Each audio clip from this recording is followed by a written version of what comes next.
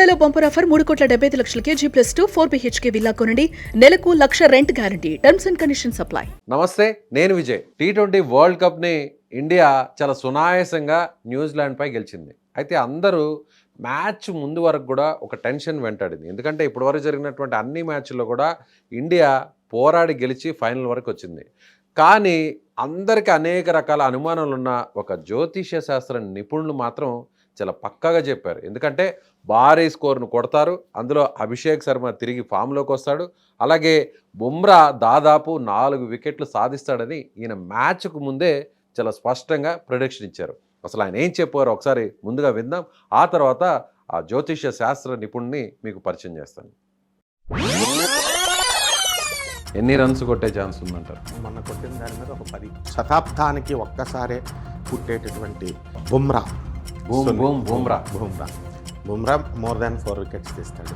భారతదేశం మనం ఎలాగైనా సరే మనం కప్పు కొట్టుకొచ్చేయడం ఖాయం. బుమ్రా మీదే మొత్తం మ్యాచ్ అంతా కూడా ఉంది.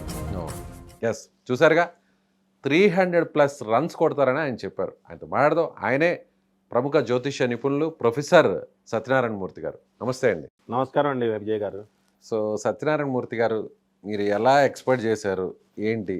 మీరేమో 250కి పైన, అంటే ఇంగ్లాండ్ మ్యాచ్లో కొట్టిన దానికంటే ఒక అటు ఇటుగా 10 రన్స్ ఎక్కువే కొడతారు, మోర్ దాన్ 300 అన్నారు. అసలు ఎలా చెప్పగలిగారు మీరు? మన జ్యోతిష గురువులు వరాహమిహిరుడు, జ్యోతిష శాస్త్రం యొక్క గొప్పతనం అది. అయితే మనము వీళ్ళందరూ కూడా ఎక్కువ మంది ప్లేయర్స్ అంతా కూడా కుంభరాశి వాళ్ళు, లేకపోతే ఏలినట్సెన్లో ఉన్నటువంటి వాళ్ళు, ఇలా వీళ్ళు ప్లేయర్స్ ఆడుతున్నారు. అది కూడా ఆడేది వెస్ట్, అహ్మదాబాద్ అనేది వెస్ట్, మనకి వెస్ట్ ఇండియా. సో అక్కడ కూడా దానికి అధిపతి శనీశ్వరుడే. ఆ తారీఖు 8వ తేదీ దానికి అధిపతి కూడా శనీశ్వరుడే. ఆదివారం నాడు మనకి ఈస్ట్కి, అంటే మన ఇండియన్స్కి అడ్డు ఉండదు అసలు. సో ఎప్పుడు ఏ మ్యాచెస్ని మనం చూసుకున్నా కూడా, ఇప్పుడు వాళ్ళు కొట్టింది కూడా చూడండి 255 రన్స్ అనుకోండి. అదే అక్కడే, అంటే ఇప్పుడు ముంబైలో జరిగినటువంటి మ్యాచ్ అయితే, ఇంగ్లాండ్తో జరిగిన సెమీస్లో అయితే మాత్రం అంత స్కోర్ కొట్టారు. ఎందుకంటే అది బ్యాటింగ్ పిచ్, చిన్న గ్రౌండ్.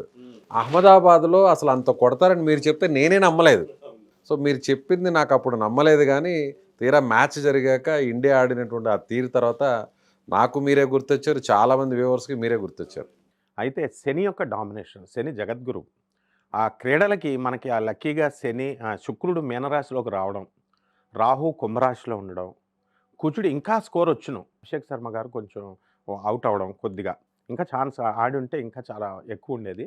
సో దాన్ని ఎలా చెప్పాలంటే, మనము కుజుడు బుధుడు వీళ్ళిద్దరూ కూడా మనకి ఈ యొక్క కుంభరాశిలో ఉన్నారు. కుజుడికి అదే మకర రాశిలో కనుక కుజుడు ఉంటే ఇంకా ఎక్కువ స్కోర్ వచ్చి ఉండేది. సో ఆ విధంగా మనము మిగతా విషయాలన్నీ కూడా టెక్నికల్ డేటాని బేస్ చేసుకొని, అభిషేక్ శర్మ మేషరాశి అండ్ సంజు శాంసన్ బాగా ఆడాడు. సో అతను కూడా కుంభరాశి. సో ఈ శనీశ్వరుని బ్యాడ్ చేసేసారు అందరూ. శనీశ్వరుడు అనుగ్రహం ఉంటేనే మనకి కొట్టగలుగుతాం. చాలామంది డిప్రెషన్కి వెళ్ళిపోయారు.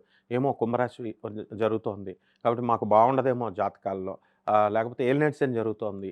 ఇలా ఆ శనీశ్వరుడి మీద ఉన్నటువంటి అపోహ పోవడం కోసమే ఈ యొక్క భారత జట్టు మరి విజృంభించింది అని మనం చెప్పాలి. ప్రపంచ కప్పుని శనీశ్వరుడు, అందువల్ల గుజరాత్ కూడా శనికి, అది అహ్మదాబాద్ క్లియర్గా వెస్ట్ పార్ట్ ఆఫ్ ఇండియా. శనీశ్వరుడు యొక్క అనుగ్రహంతో, జగద్గురు అయినటువంటి ఆ శని అనుగ్రహంతోనే మన భారత జట్టుకి ఇది సాధ్యమైందండి. సో మీరు ఒక మాట అన్నారు, 250+10 అన్నారు, అంటే 260 అన్నారు. తర్వాత వెంటనే మళ్ళీ మోర్ దాన్ 300 అన్నారు. నేను అడిగాను కూడా, 300 కొడతారా? ఒకసారి ఆలోచించండి అండి, 300 అంత ఈజీ కాదు. సో చాలామంది వ్యూవర్స్ ఉంటారు, కామెంట్స్ చేస్తారు, ట్రోల్ చేస్తారని కూడా అడిగాను. సో మీరు పక్కా అన్నారు, కానీ అక్కడ 300 రాలేదు కదా. వాళ్ళు అంత కొట్టడమే చాలా గ్రేట్ అండి. ఆ టెన్షన్లో, అది వరల్డ్ కప్, అది మామూలు చిన్న చిన్న మ్యాచెస్ వేరుంటుంది. సో ప్రపంచ దేశాలన్నిటి మీద ఆధిపత్యాలు సాధించుకుంటూ వచ్చినటువంటి జట్టులు అన్నీ ఒక హేమహేమి లాంటి జట్టులు. అందులో న్యూజిలాండ్ కూడా మంచి ఫామ్లో ఉన్నటువంటి ఇది. అలాంటప్పుడు ఈక్వల్ ఛాన్సెస్ ఉన్నా మనకి 255 కొట్టాం మనం. అంటే 2 + 5 + 5 10 + 2 అంటే 12, 1 + 2 యాడ్ చేస్తే 3 వచ్చింది. మళ్ళీ మనం చెప్పింది 300 అనుకోండి, 3 + 0 + 0 3 ఏమొస్తుంది? అంటే గురుడ్ డెనామినేషన్స్లో అని అర్థం. అంటే మనకి ఆ యొక్క శని వక్రించి మీనరాశిలో ఉండడం వల్ల ఇండియన్ టీముకు ఉన్నటువంటి కలేజా అది. ఎక్కడ ఎవరినైనా సరే ఏ టీం ఇంకా 3 టీమ్స్ ఉన్నాయి, అవకాశాలు లేక భారత టీంలు వెయిట్ చేస్తున్నారు. ఇండియా ఫామ్లో వరుసలో కొట్టుకుంటూ వస్తుంది. అండ్ ఇంతేకాదు, నేను ఈ సభాముఖంగా అందరికీ కూడా ఒక విన్నపం ఏమిటంటే, ఇక మిగతా దేశాలకి కప్పులు ఇవ్వదండి ఇండియన్ టీం.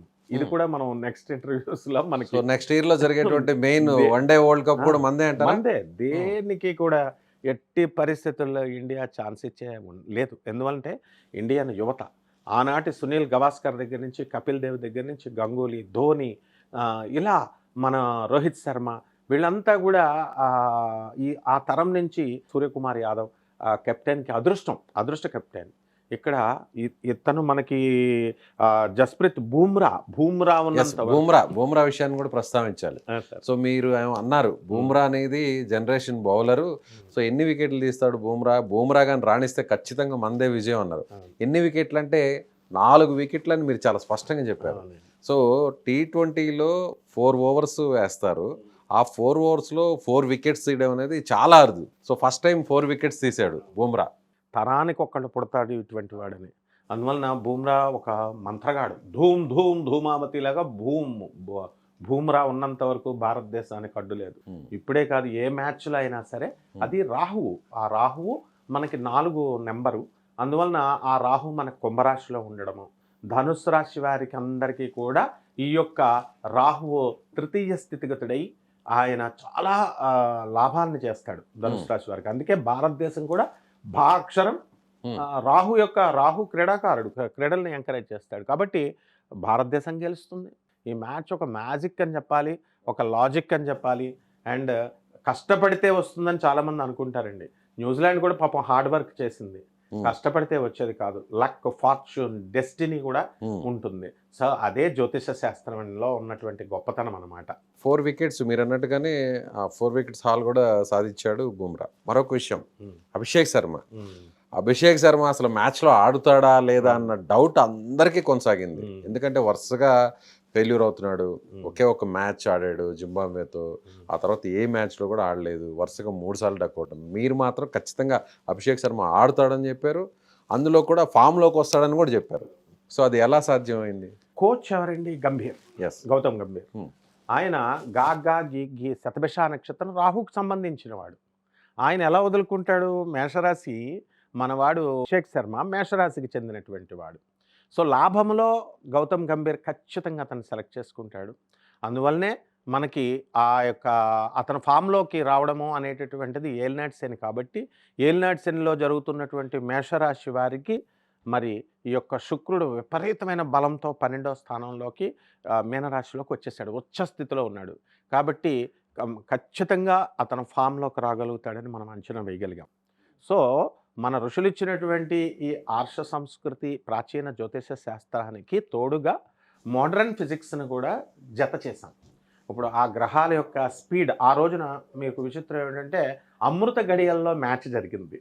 అదే చూడండి, నేను అన్న టాస్ వస్తే వాళ్ళు బౌలింగ్ కోరుకోవడమే వాళ్ళు చేసిన మిస్టేక్. ఇండియన్స్కి ఎప్పుడూ కూడా ఫస్ట్ బ్యాటింగ్ ఇవ్వకూడదు, చెలరేగిపోతారు.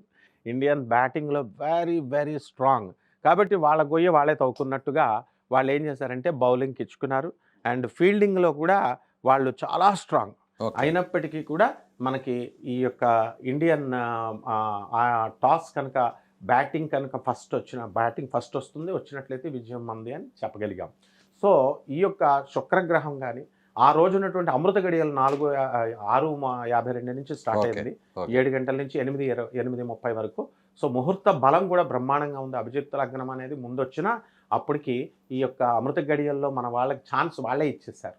అందువలన ఇవన్నీ క్రోడీకరించుకున్న తర్వాత మోడర్న్ సైన్స్ యొక్క సహాయంతో వెలాసిటీస్ ఆఫ్ ద ప్లానెట్స్ ఆ రోజు ఉన్నటువంటివి ఇవన్నీ మనం పరిగణలోకి తీసుకొని చిన్న కృషిగా మనం ప్రేక్షకులకు, మన ఇండియన్ క్రికెట్ లవర్స్కి మనం చెప్పగలిగామండి. రైట్ అండి, థ్యాంక్ యూ సో మచ్. నమస్తే.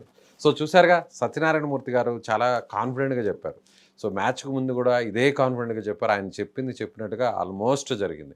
సో రాబోయేటువంటి వన్ డే వరల్డ్ కప్ కూడా తిరిగి మళ్ళీ ఇండియా గెలుస్తుందని ఆయన చెప్తున్నారు. సో అప్పుడు చూద్దాం నిజంగానే సత్యనారాయణ మూర్తి గారు చెప్పింది నిజమవుతుందా లేదా కూడా. సో మనం వేచి చూడడానికి మరికొంత సమయం అయితే ఉంది. సో మీకేమనిపిస్తుంది? ప్రీవియస్ వీడియో చూసినటువంటి వారందరూ కూడా ఇప్పుడు సత్యనారాయణ మూర్తి గారు ఏం చెప్పారో దాన్ని బట్టి మీ అభిప్రాయాన్ని కామెంట్ చేయండి. Thank you so much.